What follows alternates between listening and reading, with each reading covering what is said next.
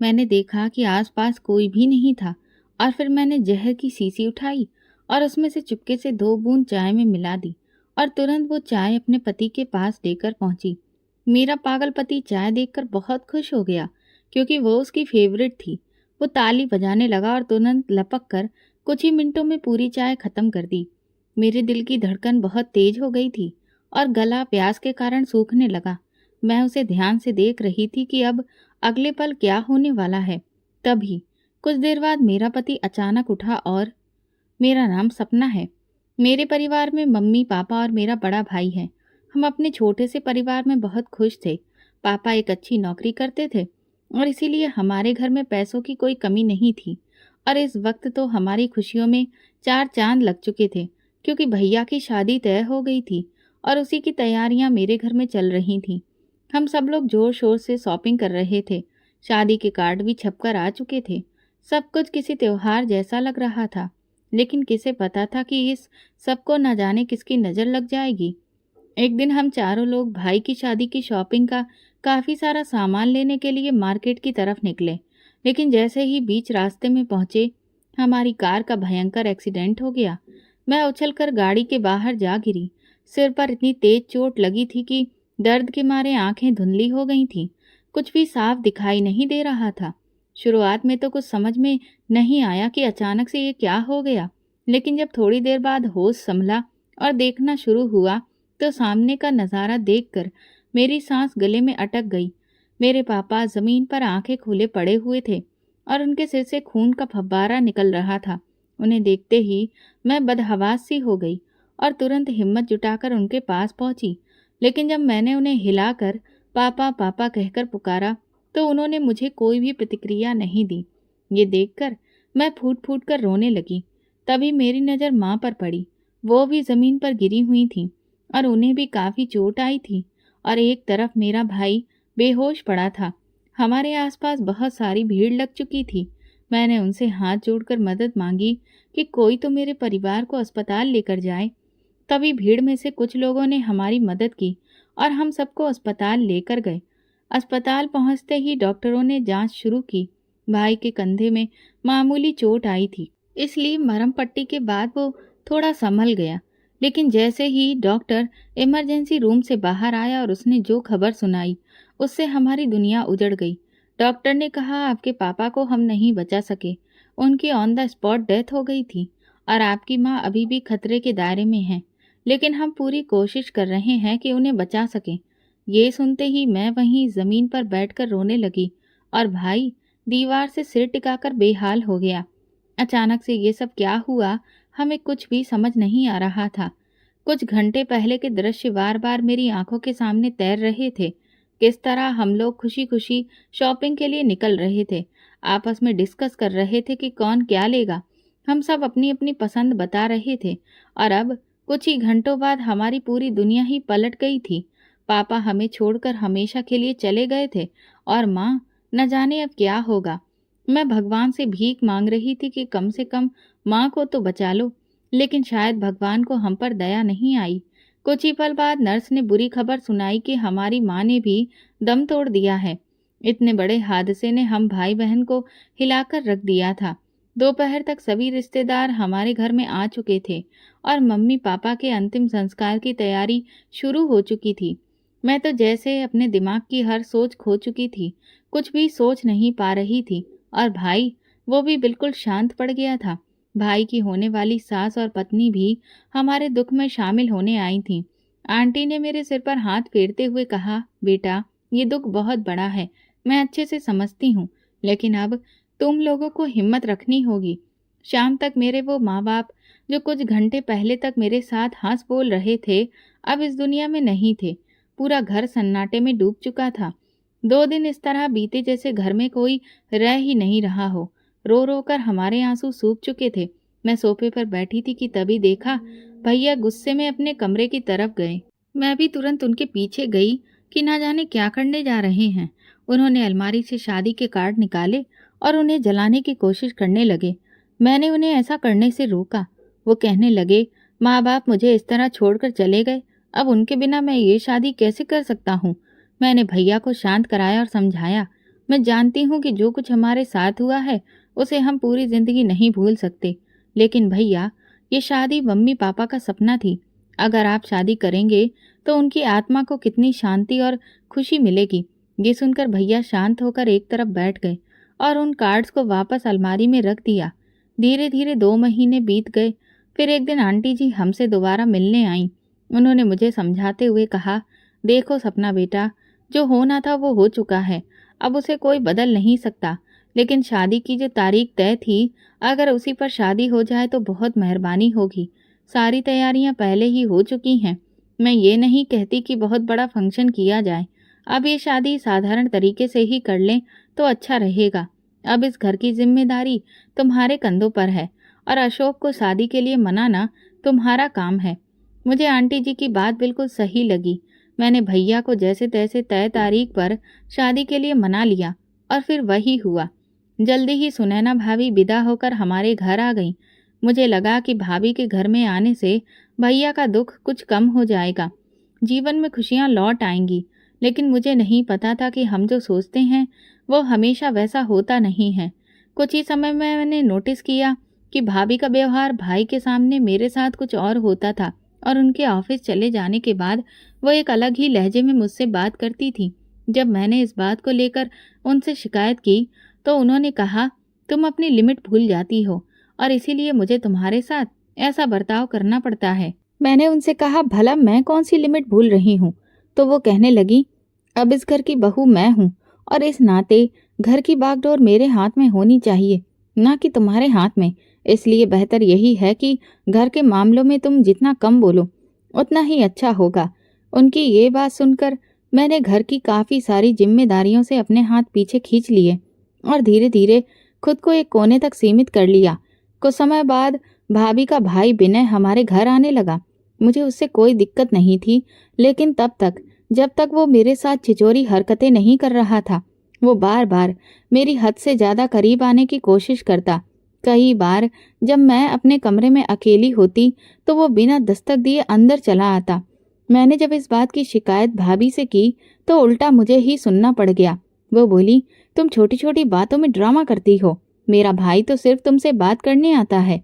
मैंने साफ साफ कह दिया, मुझे आपके भाई की हरकतें बिल्कुल पसंद नहीं, लेकिन उन्हें मेरी बात समझ में नहीं आई। मैंने सोच लिया कि अब मैं भैया को विनय के बारे में सब कुछ बताऊंगी कि वो किस तरह से मुझे परेशान कर रहा है। शाम को जब भैया घर लौटे और मैं उनसे विनय की शिकायत करने गई तो मेरे कुछ कहने से पहले ही भाभी ने बोलना शुरू कर दिया।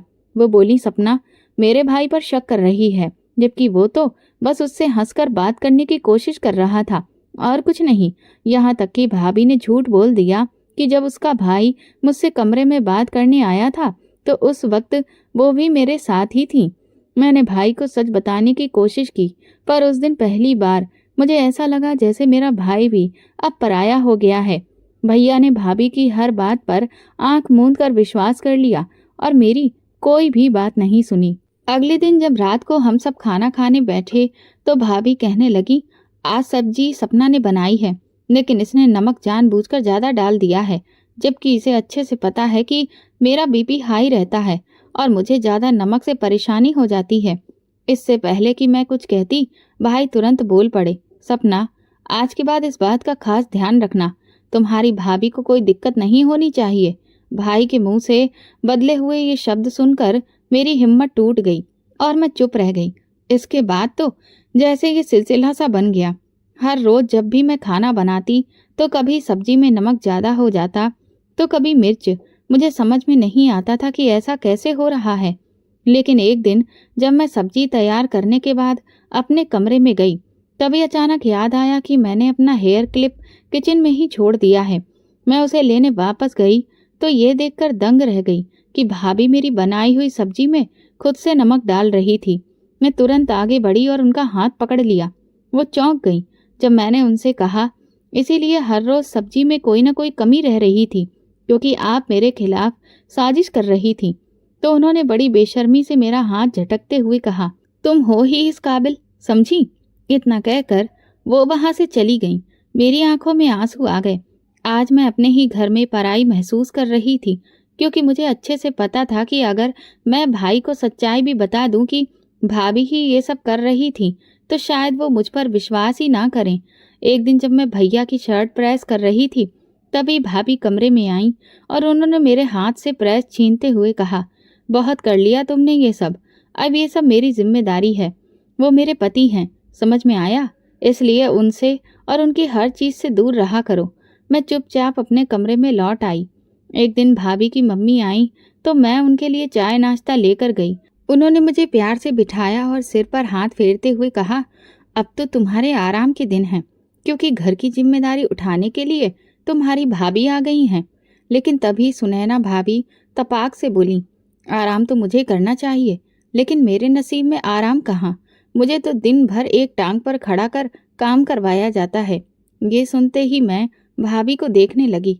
वो कितना अच्छा झूठ बोलती है, क्योंकि घर का ज़्यादातर काम तो मेरे ही सिर पर होता था। उसी शाम जब मैं खाने के लिए टेबल पर बैठी तो भैया ने अचानक कहा, सपना, अब तुम बड़ी हो गई हो और इसीलिए घर के ज़्यादा से ज़्यादा काम की जिम्मेदारी खुद उठाया करो। कल को ससुराल जाओगी तो मैं नहीं चाहता कि हमारी नाक कटे। मैंने एक नज़र भाभी की तरफ डाली, जो बड़े ही गर्व से मुझे देख रही थी। मैं समझ गई कि जरूर भाभी ने ही भाई के कान मेरे खिलाफ भरे हैं। वो हर रोज़ कुछ ना कुछ ऐसा करती थी जिससे मुझे रोना पड़ता था। मैं अक्सर भगवान से पूछती कि उन्होंने मेरे माँ बाप को मुझसे क्यों छीन लिया। अगर आज मेरे माता पिता जिंदा होते तो मुझ पर ये जुल्म नहीं हो रहे होते। एक दिन जब मैं आंगन में वॉशिंग मशीन में कपड़े धो रही थी, तभी न जाने कहाँ से विनय आ गया और उसने मुझे अचानक पीछे से पकड़ लिया। ये देखकर मेरी चीख निकल गई। तभी भाभी वहां आ गई, जिससे विनय भी घबरा गया। मुझे समझ नहीं आ रहा था कि मैं क्या कहूँ, क्योंकि भाभी से कुछ भी कहने का कोई मतलब नहीं था। वो तो उल्टा इल्जाम मेरे ही सिर पर लगा देती। मुझे समझ नहीं आ रहा था कि इस बिना विनय नाम की आफत से अपनी जान कैसे छुड़ाऊं। थोड़ी देर बाद भाभी मेरे पास कमरे में आई और अचानक उन्होंने मेरे सिर पर हाथ रख दिया। ये देखकर मैं हैरान रह गई कि उन्हें क्या हो गया। वो मुस्कुराकर बोली, सपना, मैं जानती हूँ कि मैं तुम्हारे साथ बहुत बुरा व्यवहार करती रही हूँ, लेकिन चलो ऐसा करते हैं कि एक नई शुरुआत करते हैं। देखो, मैं तुम्हारी भाभी हूँ और तुम्हारा कभी बुरा नहीं चाहूँगी, इसीलिए मैं तुमसे कहती हूँ कि तुम विनय से शादी कर लो। ये सुनते ही मेरे पैरों तले जमीन खिसक गई। मैंने भाभी के हाथ से अपना हाथ छुड़ाते हुए कहा, नहीं, ये कभी नहीं हो सकता। मैं आपके भाई से शादी भला क्यों करूँगी? आपको अच्छे से पता है कि आपका भाई एक नंबर का आवारा और नाकारा किस्म का इंसान है। ये सुनते ही भाभी की आंखों में आग सी जल उठी। वो गुस्से में बोली, बदतमीज, तेरी इतनी हिम्मत जो तू मेरे भाई को नाकारा और आवारा कहे। अब देख मैं तेरे साथ क्या करती हूँ। अरे तुझे तो इतना अच्छा रिश्ता 7 जन्मों में नहीं मिलेगा। लेकिन ठीक है, अगर तुझे अपने पैरों पर कुल्हाड़ी मारने का शौक है तो फिर भुगत। मुझे धमकी देकर भाभी कमरे से चली गई और मैं बहुत परेशान हो गई कि अब न जाने वो मेरे साथ क्या करेंगी। मैं अपना दुख किसी से भी कह नहीं पा रही थी। कई बार अपनी सहेलियों को भी मैंने बताने की कोशिश की, लेकिन फिर सोचा कि घर की बाहर बताने से अपनी ही बदनामी होती है, इसलिए बहुत सी बातें मैं अंदर ही अंदर सह लेती थी। लेकिन आखिर कब तक मैं इस तरह घुट घुट कर जीती। फिर जैसे तैसे मेरा ग्रेजुएशन पूरा हुआ। मेरी माँ हमेशा चाहती थी कि मैं डॉक्टर बनूं। इसी वजह से अगले ही दिन मैंने भाई से बात की कि मैं मेडिकल का एंट्रेंस एग्ज़ाम देना चाहती हूँ और आगे पढ़ाई जारी रखना चाहती हूँ। मेरी बात पर भाई कुछ देर तक खामोश रहे और फिर चुपचाप उठकर अंदर चले गए। मुझे समझ नहीं आया कि वो क्या सोच रहे हैं। 2 दिन तक जब भाई ने कोई जवाब नहीं दिया तो मैंने खुद जाकर पूछा, भाई, आपने मेरी बात का कोई जवाब नहीं दिया। इस पर भाई बोले, देखो सपना, घर में कोई पैसों का पेड़ नहीं लगा है जो हम तुम्हें इतनी महंगी पढ़ाई करवा सकें, इसलिए बेहतर होगा कि तुम ये ख्याल छोड़ दो।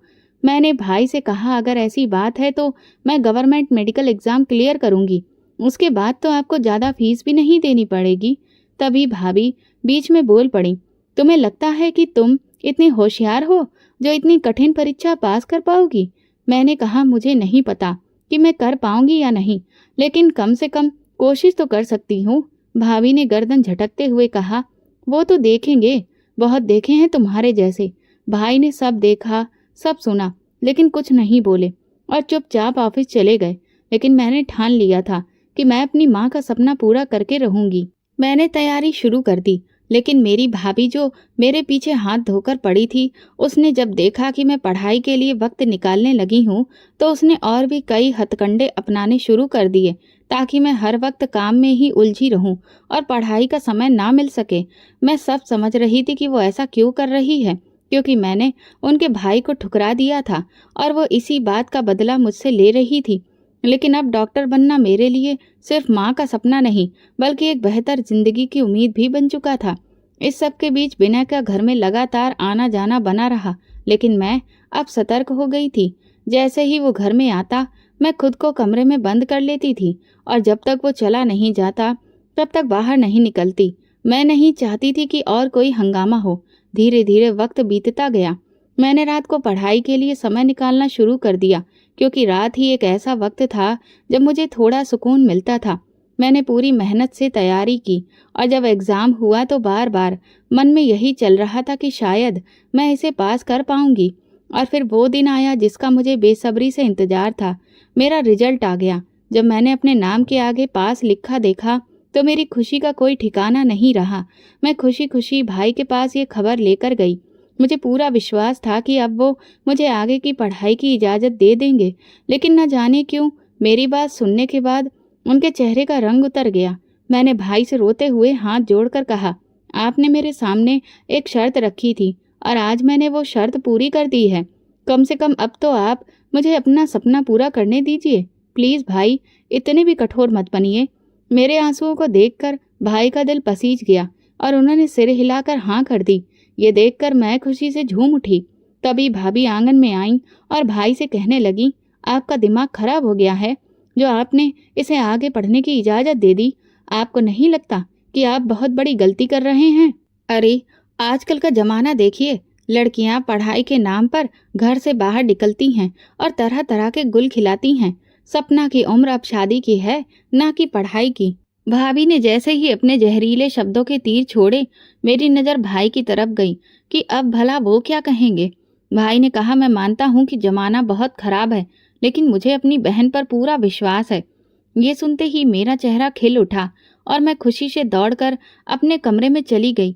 मैंने सबसे पहले अपनी दोस्त रूबी को फ़ोन किया और ये खुशखबरी सुनाई। रूबी मुझसे बोली, सपना चलो, कम से कम तुम्हारे भाई ने तुम्हारी किसी बात को तो समझा, तुम्हारी ज़िंदगी में कोई खुशी तो आई। मैंने कहा, बस अब मैं दिन रात एक कर दूंगी अपने लक्ष्य को पाने के लिए। इस अकेलेपन और घुटन भरी ज़िंदगी से मुझे आज़ादी चाहिए। एक बार अपने पैरों पर खड़ी हो गई तो ज़िंदगी अपने हिसाब से जीऊंगी। शायद कोई ऐसा जीवन साथी भी मिल जाए जो मुझे सच्चा प्यार दे। रूबी ने कहा, बिल्कुल सपना, तुम बस हिम्मत मत हारना। ज़रूर कोई ना कोई ऐसा मिलेगा जो तुम्हारे जज्बात को समझेगा और तुम्हारे जीवन में प्यार की कमी को पूरा करेगा। भाई की वो बात मेरे जीवन में एक नई उम्मीद ले आई थी और अब मैं हर दिन मुस्कुराकर जी रही थी। लेकिन मुझे क्या पता था कि मेरी पीठ पीछे मेरी जिंदगी को अंधेरे में धकेलने की एक गहरी साजिश रची जा रही है। एक रात जब मैं गहरी नींद में थी तो मुझे बिस्तर पर कुछ अजीब सा महसूस हुआ। मैंने आंखें खोली तो देखा कि एक काला साया मेरी तरफ बढ़ रहा है। ये देखते ही मेरी चीख निकल गई।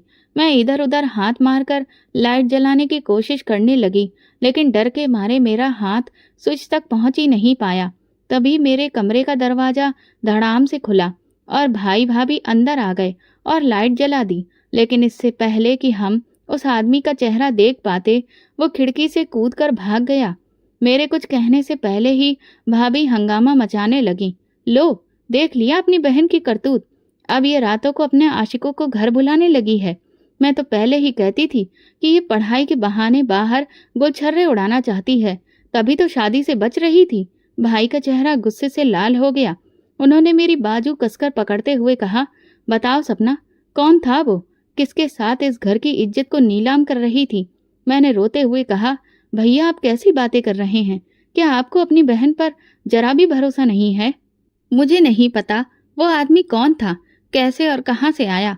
अगर मैं गुनाहगार होती तो क्या मैं चीखती? भाभी फिर बोली, चीखी इसलिए क्योंकि हो सकता है तुम लोग कोई गलत हरकत कर रहे थे और बीच में हम आ गए। ये सुनकर भाई का चेहरा शर्म से झुक गया। मैंने भाभी से चीख कर कहा, आपके अंदर शर्म नाम की कोई चीज है या नहीं? एक के बाद एक बकवास करती जा रही हैं। भाभी बोली, देख लो, जब चोर पकड़ा जाता है तो उल्टा मुझ पर ही चढ़ रही है। भाई ने फिर पूछा, सच सच बताओ सपना, वो लड़का कौन था? मैंने रोते हुए कहा, भैया मैं सच कहती हूँ, मुझे नहीं पता वो कौन था। ये सुनकर भाई गुस्से में पैर पटकते हुए कमरे से बाहर चले गए और भाभी भी मुंह बनाकर उनके पीछे निकल गई। मैं वहीं बैठकर फूट फूट कर रोने लगी। कौन था जो मेरी जिंदगी का दुश्मन बन गया था? ये सोचते सोचते मेरा दिमाग 2-3 दिन तक परेशान रहा। फिर एक दोपहर मैंने भाभी को हंसते हुए किसी से बात करते सुना। मैं उनके कमरे के बाहर कान लगाकर खड़ी हो गई। भाभी कह रही थी, बड़ी चालाक बनती थी, मेरे पति के पैसों से पढ़ाई करेगी और बाद में हमें ही नीचा दिखाएगी। अब मैंने एक तीर से 2 निशाने लगाए हैं। इसने मेरे भाई को रिजेक्ट किया था ना, अब देखो मैं इसकी क्या हालत करती हूँ। तभी किसी और ने पूछा, लेकिन वो कौन था सपना के कमरे में? भाभी गर्व से बोली, अरे कोई और नहीं, मेरा अपना भाई विनय ही था। मैंने ही उसे चुपके से सपना के कमरे में भेजा था। कह दिया था कि जैसे ही हम अंदर आए वो खिड़की से कूद जाए। आगे का सारा खेल मैं खुद ही संभाल लूंगी। और वही किया मैंने। ये सुनते ही मेरा खून खौल उठा। जी तो चाहा उसी वक्त जाकर भाभी का मुंह तोड़ दूं, लेकिन मैंने खुद को रोका। मुझे समझ आ गया कि जितना ज्यादा मैं सफाई दूंगी उतनी ही बात और बिगड़ेगी। इसलिए मैंने तय किया कि भाई को प्यार से ठंडे दिमाग से समझाऊंगी। शाम को जब भाई लौटे तो वो मेरे लिए एक और सदमा लेकर आए। उन्होंने कहा, कल अच्छे से तैयार रहना, तुम्हें लड़के वाले देखने आ रहे हैं। मैं चौंक कर बोली, भैया आप ऐसा नहीं कर सकते, मैं तो आगे पढ़ना चाहती हूँ। भाई गुस्से में बोले, बस बहुत हो गई पढ़ाई, तुम क्या पढ़ रही हो हमने देख लिया है। अब मैं अपनी इज्जत और इस घर की प्रतिष्ठा को और नहीं लुटने दूंगा। इसलिए कल चुपचाप तैयार रहना और तुम्हारी भाभी जैसा कहे वैसा ही करना। मैंने भाभी की ओर देखा, उनके चेहरे पर जीत की मुस्कान थी। मैं अंदर ही अंदर घुटती रही, लेकिन कुछ बोल नहीं पाई। अगले दिन भाभी ने मुझे जबरन तैयार किया और फिर कहा, चाय नाश्ता बनाकर ड्राइंग रूम में आ जाओ। मैं सिर झुकाकर जैसे ही ड्राइंग रूम में पहुंची और नजर उठाई तो मेरी हालत खराब हो गई। सामने 3 लोग बैठे थे, एक अधेड़ उम्र की औरत, एक आदमी और एक जवान लड़का। लेकिन वो लड़का बिल्कुल सामान्य नहीं था, अजीब तरह से मुस्कुरा रहा था। मुंह के एक कोने से बार बार लार टपक रही थी और बीच बीच में ताली भी बजा रहा था। मैंने डर कर भाभी की तरफ देखा तो वो फिर से अपनी शैतानी हंसी हंसते हुए मुझे घूर रही थी। मैंने जैसे ही कुछ बोलने की कोशिश की, भाभी ने मेरी बाजू कसकर दबा दी और कान में फुसफुसाई, अगर इस वक्त मुंह खोला ना तो बाद में तेरा ऐसा हाल करूंगी कि सोच भी नहीं सकती। चुपचाप बैठी रह। लड़के की माँ ने मुझसे 2-4 सवाल किए और फिर सब लोग मुझे पसंद करके चले गए। मैंने भाई से कहा, आप मेरे साथ ऐसा कैसा कर सकते हैं? आप उस पागल लड़के से मेरी शादी कैसे करवा सकते हैं? तभी भाभी कहने लगी, वो पागल नहीं है, बस थोड़ा सा उसका दिमाग ढीला है। लेकिन तुम्हें पता है, वो एक करोड़पति परिवार का इकलौता लड़का है।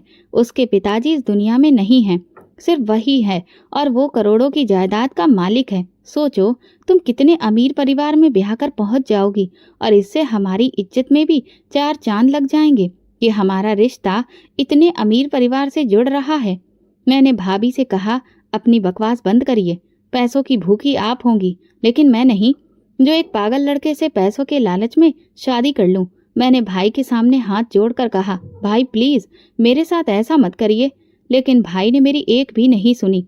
वो कहने लगे, अब हम इस रिश्ते से पीछे नहीं हट सकते, इसीलिए बेहतर यही होगा कि तुम भी जो हो रहा है उसमें ही अपनी खुशी ढूंढ लो। और फिर वे लोग वहां से चले गए और मैं अकेली सन्नाटे में रह गई। मुझे कुछ समझ नहीं आ रहा था, लेकिन मैं अकेले भला कर भी क्या सकती थी। इसीलिए मैंने हालात को स्वीकार करते हुए चुपचाप वो शादी कर ली। हमारी शादी बहुत ही साधारण तरीके से हुई। शादी के दौरान भी वो लड़का पूरे समय बच्चों जैसी उल्टी सीधी हरकतें करता रहा और उसकी माँ उसे बार बार समझाकर चुपचाप एक जगह बैठा रही थी। दिल ही दिल में मेरे अंदर नफरत की वो आग जलने लगी जिसमें मैं अपनी भाभी को जलाकर राख कर देना चाहती थी, क्योंकि मैं बहुत अच्छे से जानती थी कि ये सब उसी का किया धरा है। मैंने उसके भाई को ठुकराया था और इसीलिए उसने मेरे साथ ऐसा किया और मेरी ये सोच बिल्कुल सही साबित हुई। जब मेरी विदाई हो रही थी, भाभी ने मुझे बड़े ही प्यार से दिखावा करते हुए गले लगाया और मेरे कान में धीरे से कहा, अब आज जा रही हो तो अब आज के बाद यहाँ का मुंह मत देखना। देख लिया नतीजा मेरे भाई को इनकार करने का। अरे इस लड़के से तो मेरा भाई लाख गुना बेहतर था। क्या कहा था तूने? मेरा भाई आवारा है, नाकारा है। अब देख, तेरा पति एक पागल है और अब तुझे पूरी जिंदगी इसी पागल के साथ ही गुजारनी पड़ेगी। ये सुनते ही मेरा जी तो चाहा कि मैं भाभी का कसकर गला दबा दूं, लेकिन मैं ऐसा कुछ ना कर सकी और चुपचाप एक पत्थर की तरह जाकर गाड़ी में बैठ गई। कुछ घंटे के सफर के बाद हमारी गाड़ी एक बहुत ही आलीशान इलाके की तरफ मुड़ गई और फिर एक शानदार बंगले के सामने रुकी। मेरे पति ने गाड़ी से उतरते ही मेरा हाथ पकड़ लिया और मुस्कुराकर कहने लगा, दुल्हन, आज से तुम मेरे साथ रहोगी ना? हम दोनों साथ में खेलेंगे। मैं तो हालात की इतनी मारी हुई थी कि चाहकर भी झूठी मुस्कुराहट भी नहीं दिखा सकी। शायद मेरे मन में चल रहे तूफान को मेरी सास ने महसूस कर लिया। उन्होंने तुरंत ही मेरा हाथ पकड़ा और मुझे प्यार से अंदर लेकर आई और एक कमरे में बिठा दिया जो खूबसूरत गुलाब के फूलों से सजा हुआ था।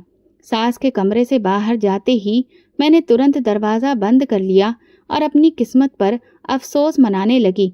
कुछ ही देर बाद दरवाजे पर दस्तक हुई। कुछ देर तक तो मैंने इग्नोर किया, लेकिन फिर जब दस्तक बार बार होती रही तो मैंने दरवाज़ा खोल दिया। मेरा पति सामने खड़ा हुआ था। मुझे देखकर फिर से खिलखिलाकर हंसने लगा और अंदर आने लगा, लेकिन मैंने उसे पीछे धकेलते हुए कहा, तुम इस कमरे में नहीं आ सकते। तभी मेरी सास वहां आ गई। वो मुझसे कहने लगी, बेटा, तुम ऐसा कैसे कर सकती हो? वो तुम्हारा पति है और ये उसका भी कमरा है। मैंने कहा, आप लोगों ने मुझे धोखा दिया है। अपने पागल बेटे से मेरी शादी करवाई और मुझे यहाँ पर बहू नहीं बल्कि अपनी गुलाम बनाकर ले आए हो। ये सुनते ही मेरी सास कहने लगी, नहीं बेटा, तुम ये सब गलत समझ रही हो। तुम्हारी भाभी ने तो कहा था कि तुम्हें इस शादी से कोई भी दिक्कत नहीं है। तुम अपनी मर्जी से ही शादी कर रही हो और मैं तुम्हें इसीलिए पसंद कर रही थी कि तुम मेरे बेटे का हमेशा ख्याल रखोगी। शायद तुम्हारे प्यार की वजह से ही मेरा बेटा कभी ठीक हो सके। मैंने तुरंत ही सख्त लहजे में कहा, आप होती कौन हैं ये खुद से फैसला करने वाली कि मैं इस रिश्ते के लिए तैयार थी? आपने मेरी भाभी की बात सुन ली, लेकिन क्या आपने कभी भी मुझसे इस बारे में बात करने की कोशिश की? नहीं, आपने सब कुछ खुद से ही सोचकर फैसला कर लिया और ये मान लिया कि मैं इस रिश्ते के लिए राजी हूँ, जबकि मैं आपके पागल बेटे से कभी भी शादी नहीं करना चाहती थी। माँ जी मुझे समझाते हुए कहने लगी, देखो सपना बेटा, अब तो शादी हो चुकी है ना और अब तुम इस घर की बहू हो, इसलिए इस नाराजगी को छोड़ो और मेरे बेटे को दिल से अपना लो। शायद तुम्हारी देखभाल और अपनेपन से मेरे बेटे के दिमाग पर कुछ अच्छा असर हो। मेरा बेटा शुरू से ही ऐसा नहीं था। वो बहुत समझदार और काबिल था, लेकिन अपने पिता की अचानक हुई मौत का सदमा वो बर्दाश्त नहीं कर पाया और उसने अपना मानसिक संतुलन खो दिया। ऐसा नहीं है कि मैंने उसका इलाज नहीं करवाया। मैंने उसे एक से एक बेस्ट डॉक्टर को दिखाया, लेकिन काफ़ी लंबे इलाज और बहुत सारी रिपोर्टों के बाद डॉक्टर ने यही कहा कि अब उसकी हालत में सुधार नहीं हो सकता। हाँ, लेकिन अगर नियमित दवा चलती रही तो उसकी हालत स्थिर जरूर रह सकती है। दवा की उम्मीद से तो मैं अपने बेटे का ठीक होने का इरादा भूल ही चुकी हूँ, लेकिन फिर भी अब मुझे दुआ की उम्मीद है और इसीलिए मैंने फैसला किया कि मैं अपने बेटे की शादी करवा दूंगी। शायद उसे उसके दिमाग पर कुछ असर पड़े। मैंने कहा, वाह, ये तो बहुत ही अच्छा तरीका निकाला आपने।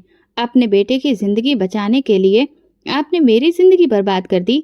लेकिन आप भी कान खोलकर सुन लीजिए, मैं कोई नर्स नहीं हूँ जो आपके बेटे को यहाँ पर ठीक करने के लिए आई हूँ। मेरी भी कुछ इच्छाएं हैं, मेरे भी अपने पार्टनर को लेकर कुछ सपने थे, लेकिन आपने वो सारे सपने चकनाचूर कर डाले। माँ जी कहने लगी, अगर ऐसी ही बात थी तो फिर तुम्हें ये बात पहले ही बोल देनी चाहिए थी।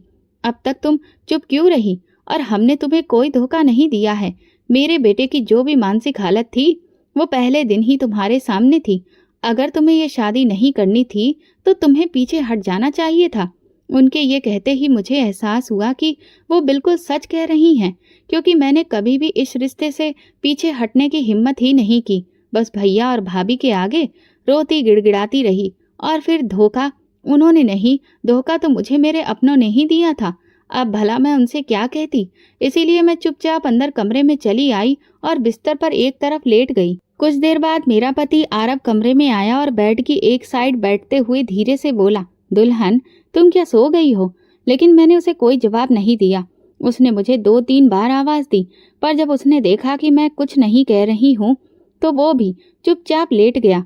सुबह जब मैं उठी तो कमरा खाली था। तभी मुझे बाहर से कुछ आवाजें सुनाई दी।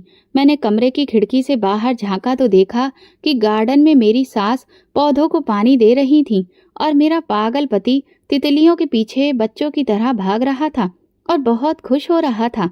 उसे देखकर मुझे अपनी सास की वो बात याद आ गई कि उनका बेटा कभी भी ठीक नहीं हो सकता। ये ख्याल आते ही मेरे मन में एक अजीब सी कड़वाहट भर गई। उसके बाद हर दिन एक जैसा गुजरने लगा।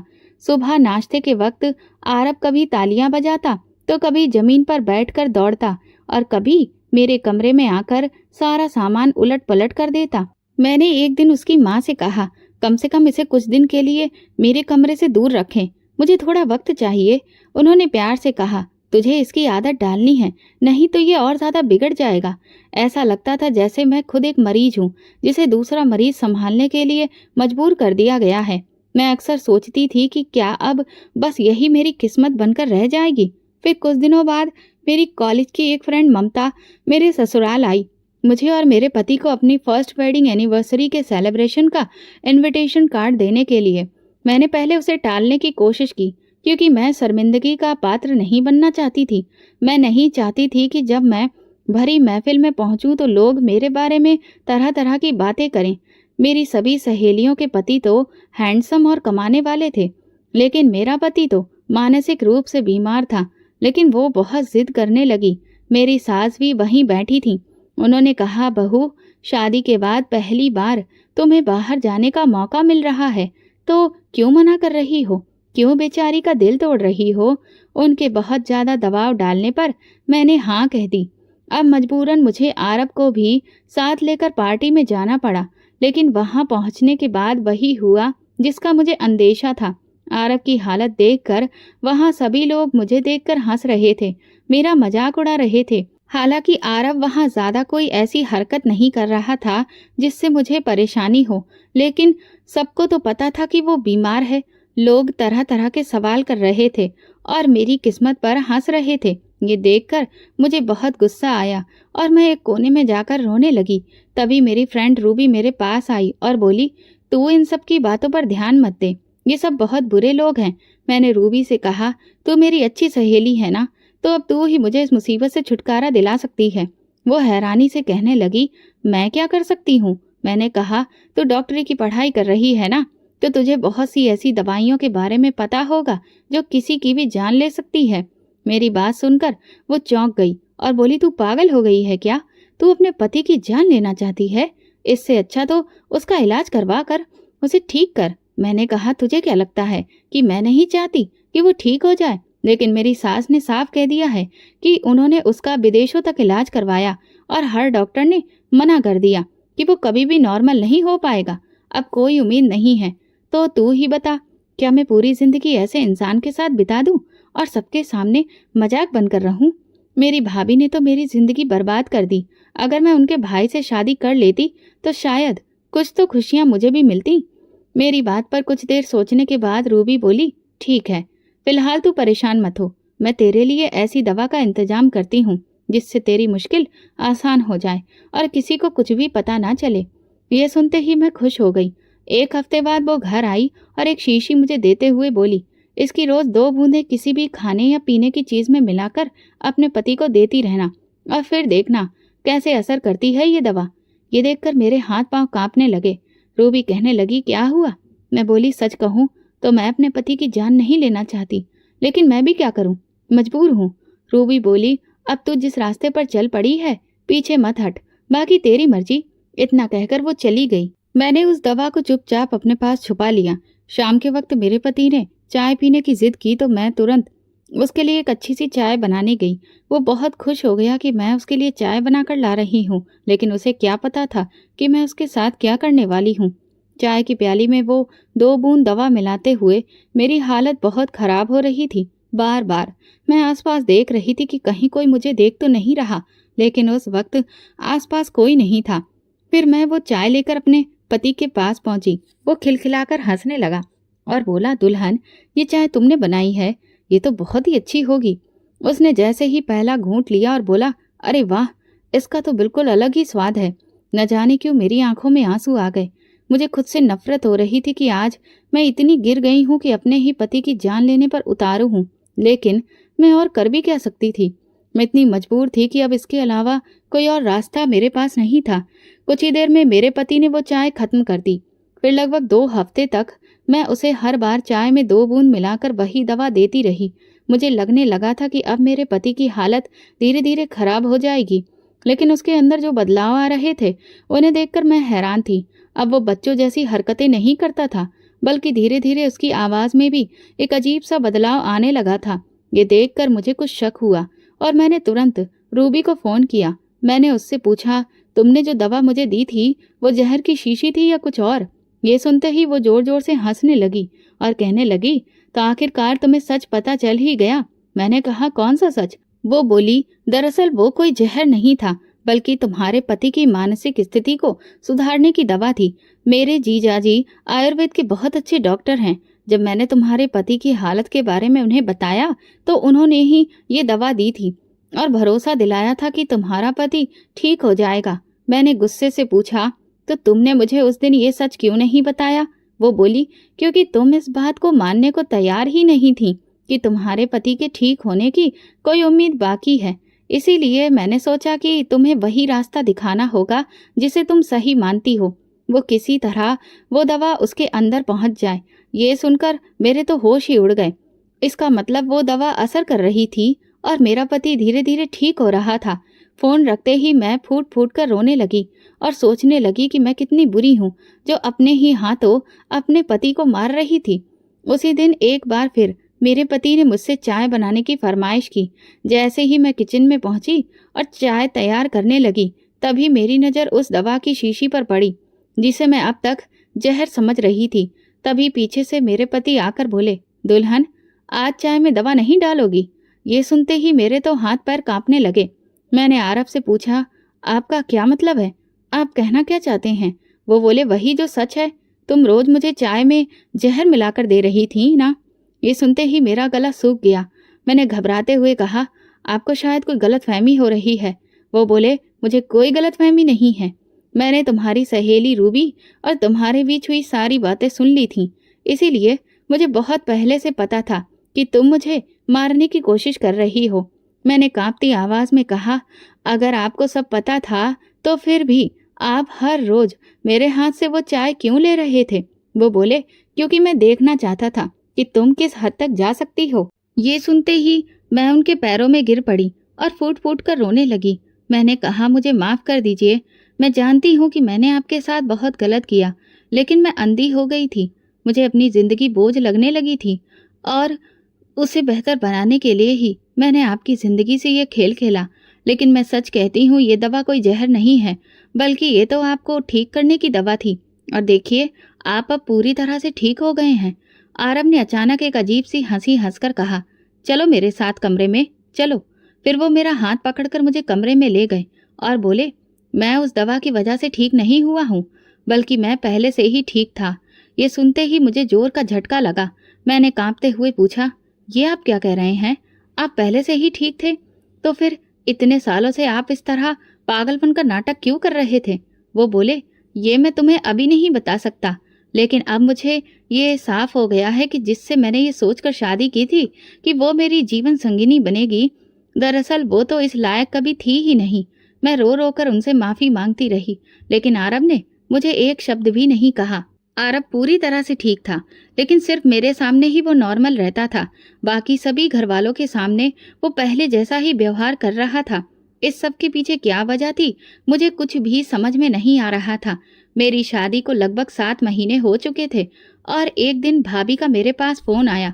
वो बड़े ही खुश होते हुए बताने लगी कि मेरा भाई, जिसे तूने नाकारा और निकम्मा कहा था, उसकी शादी एक बहुत ही खूबसूरत लड़की से हो गई है, लेकिन तू अब एक पागल के साथ पूरी जिंदगी बिताएगी।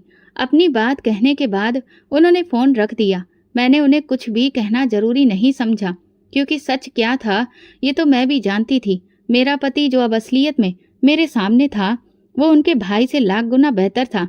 भाभी के भाई ने तो ना जाने कितनी बार मेरे साथ छिचोरी हरकतें करने की कोशिश की थी, लेकिन एक मेरा पति था जिसके साथ मैं इतने महीनों से रह रही थी, लेकिन उसने अब तक मेरे साथ कोई भी गलत हरकत नहीं की थी। इस बात से ये साबित होता था कि आरब दिल का बुरा इंसान बिल्कुल भी नहीं है। एक दिन वो मेरे लिए कुछ खाने को लेकर आया। मुझे समझ नहीं आया कि अचानक उसे मेरी फिक्र क्यों होने लगी, लेकिन उसके बार बार कहने पर मैंने वो मिठाई खा ली और ना जाने उसे खाते ही क्या हुआ कि मुझे चक्कर आ गया और मैं बेहोश हो गई। जब मेरी आंख खुली तो मेरे होश उड़ चुके थे।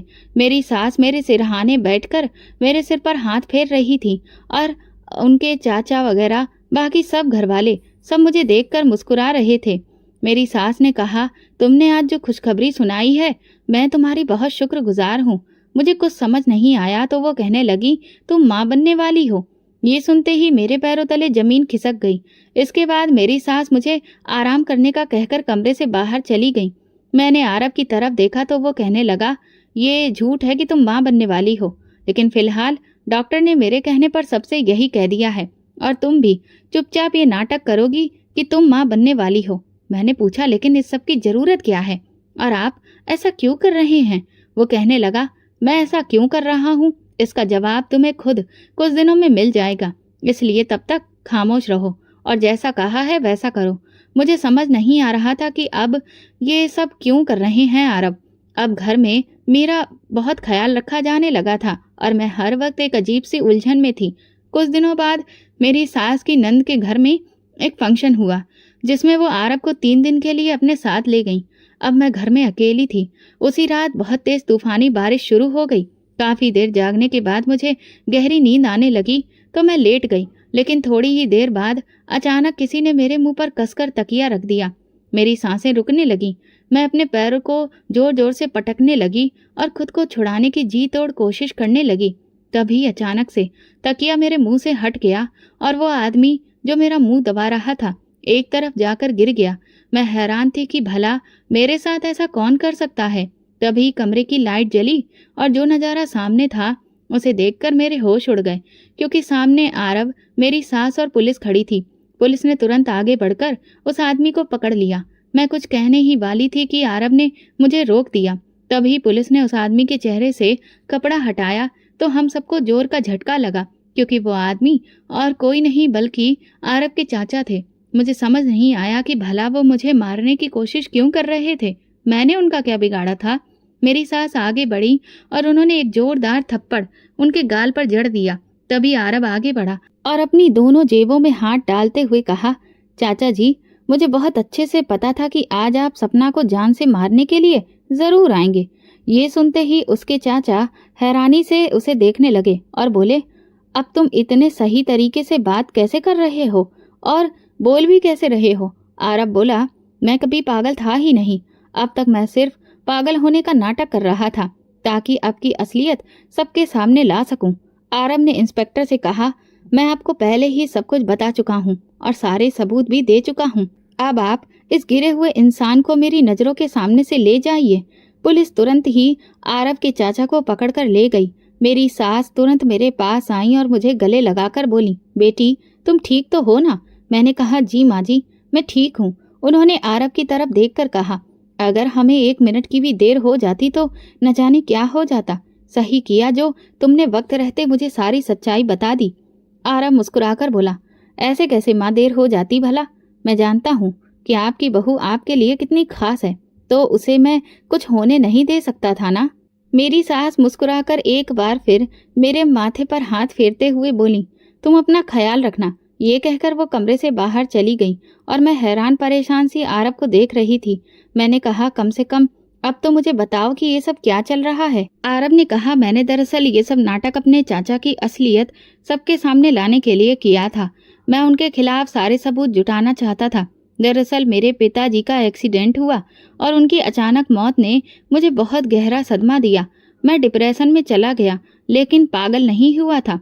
पर मेरे चाचा जी ने सबके दिमाग में ये बात भरनी शुरू कर दी कि मैं अपना दिमागी संतुलन खो रहा हूँ। उन्होंने मुझे ज़बरदस्ती मानसिक अस्पताल में भर्ती करवा दिया। वहाँ मुझे तरह तरह के इंजेक्शन दिए जाने लगे, जिससे मुझे बार बार दौरे पड़ने लगे। फिर मेरी उस हालत को बाकी सबको दिखाकर ये साबित किया गया कि वही सच है जो वो कह रहे थे। मेरी माँ चाचा जी की हकीकत नहीं जानती थी और मैं भी तब तक इस सच्चाई से अनजान था। लेकिन एक दिन एक ईमानदार डॉक्टर मेरे पास आया और उसने मुझसे कहा कि मैं जानता हूँ कि आप पागल नहीं हैं, बल्कि आपको जानबूझकर पागल बनाया जा रहा है और इस सबके पीछे आपके चाचा जी हैं। उन्होंने ही हमारे सीनियर डॉक्टर को एक बड़ी रकम दी है ताकि वो आपको पूरी तरह से पागल बना दे। पहले तो मुझे डॉक्टर की बात पर विश्वास नहीं हुआ, लेकिन जब उसने मुझे वो वीडियो दिखाया जिसमें चाचा जी खुद मेरे परिवार के प्रति अपनी नफरत को सीनियर डॉक्टर के सामने जाहिर कर रहे थे, तो मेरे पैरों तले से जमीन खिसक गई। उस वीडियो में वो साफ साफ कह रहे थे कि किस तरह उन्होंने जायदाद के लालच में मेरे पिता का एक्सीडेंट करवाया और अब मुझे पागल बनाकर अपने रास्ते से हटाना चाहते हैं ताकि मेरे हिस्से की सारी प्रॉपर्टी उनके नाम हो जाए। मुझे यकीन नहीं हो रहा था कि मेरे सगे चाचा मेरे साथ ऐसा कर सकते हैं। उन्होंने मेरे पिता को मुझसे हमेशा के लिए छीन लिया। मैंने उस डॉक्टर की मदद से जैसे तैसे खुद को वहां से छुड़वाया और सबको ये साबित करवा दिया कि मैं अब कभी ठीक नहीं हो सकता, ताकि मेरे चाचा पूरी तरह से निश्चिंत हो जाएं कि अब उनका रास्ता साफ है। मैंने भी अपने नाटक को जारी रखा ताकि बाकी पक्के सबूत आराम से जुटा सकूं और उन्हें मुझ पर कोई शक भी ना हो। इसी बीच मेरी माँ ने मुझे ठीक करने के लिए मेरी शादी तुमसे करवा दी। चाचा जी को मेरी शादी से कोई ऐतराज नहीं था, क्योंकि उन्हें लगता था कि मैं एक लाचार इंसान हूँ और इसलिए इस शादी का कोई मतलब नहीं है। इन दिनों में मैंने उनके खिलाफ सारे पक्के सबूत इकट्ठा कर लिए थे जिससे उनके गुनाह साबित हो सकते थे, लेकिन मुझे उनके असली रूप को सबके सामने लाना था। इसीलिए मैंने तुम्हारी प्रेगनेंसी का झूठा नाटक रचा।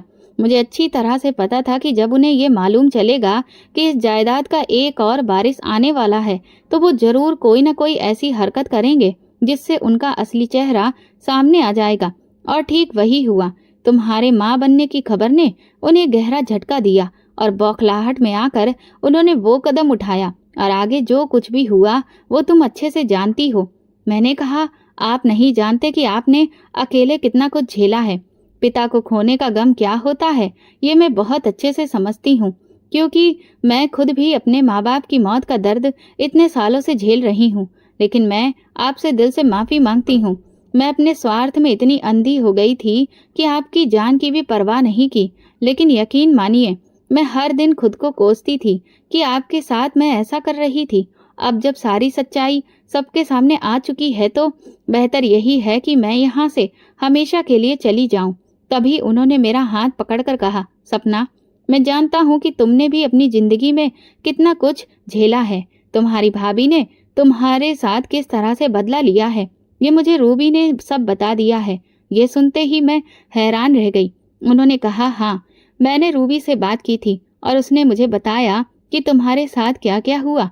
इसलिए मैं तुम्हें माफ करता हूँ और एक बार फिर तुम्हारे साथ अपने जीवन की नई शुरुआत करना चाहता हूँ। उनके मुंह से ये बात सुनकर मेरी आंखों से आंसू निकल पड़े। मैंने उन्हें गले से लगा लिया और कहा, आप नहीं जानते आपने मेरे दिल से कितना बड़ा बोझ उतार दिया है। वो रात मेरी जिंदगी की सबसे खुशनुमा रात थी। अगले दिन आरब मेरे लिए मेडिकल एंट्रेंस एग्जाम का फॉर्म और कुछ किताबें लेकर आए। वो कहने लगे, मुझे पता है कि तुम्हारा सपना डॉक्टर बनने का था और मैं तुम्हें वो सपना पूरा करते देखना चाहता हूँ। ये सुनकर मेरी आंखें भर आईं। मैंने कहा, सच में मैं बहुत खुशकिस्मत हूँ जो मुझे आपके जैसे पति मिले। हमारी शादी की पहली सालगिरह आरब ने बहुत ही शानदार तरीके से सेलिब्रेट की। उन्होंने मेरे भैया और भाभी को भी बुलाया। जब भाभी ने देखा कि आरब अब पूरी तरह से ठीक हो चुके हैं और मैं डॉक्टरी की पढ़ाई शुरू करने जा रही हूँ और मेरे इतने ठाट बाट देखे तो वो जल भुनकर रह गईं। जलन के मारे उनकी आंखों से बार बार आंसू आ रहे थे। भाई भी शर्मिंदा लग रहे थे। वो मुझसे बोले, सपना, मुझे माफ कर दो, मैंने तुम्हारे साथ बहुत गलत किया। मुझे अब कुछ दिन पहले ही सुनैना की सच्चाई पता चली। उसने सिर्फ तुमसे बदला लेने के लिए मेरे दिमाग में तुम्हारे खिलाफ जहर भरा और तुम्हारी शादी एक पागल से करवाई। मैंने भाई से कहा, भाभी ने जो कुछ किया वो अलग बात है, लेकिन आप तो मेरे भाई थे, आपको मुझ पर विश्वास होना चाहिए था। लेकिन नहीं, आपने भी वही देखा जो आपको दिखाया गया और इसलिए मैं अब आपसे कोई भी रिश्ता नहीं रखना चाहती। ये सुनते ही भाई का चेहरा उतर गया और दोनों वहां से चले गए। आरव ने मुझसे कहा, तुमने ऐसा क्यों किया? मैंने आरव से कहा, जो लोग अपने को खुश नहीं देख सकते हैं वह आपके लिए कभी भी अच्छा नहीं सोच सकते, तो ऐसे अपनों से रिश्ता रखने का क्या ही मतलब है। अब मेरी दुनिया सिर्फ आप और माँ जी हैं, बस। दोस्तों, अगर आप मेरी जगह होते तो आप क्या करते? ये वीडियो केवल और केवल मनोरंजन के उद्देश्य से बनाया गया है। सभी पात्र काल्पनिक हैं। वास्तविक व्यक्तियों, जीवित मृत या वास्तविक घटनाओं से कोई समानता विशुद्ध रूप से संयोग है। किसी भी व्यक्ति, धर्म या जाति को ठेस पहुंचाने की मंशा नहीं है। अगर आपको हमारी कहानी पसंद आई हो तो कमेंट करके ज़रूर बताएं। वीडियो को लाइक करें और ज़्यादा से ज़्यादा शेयर करें।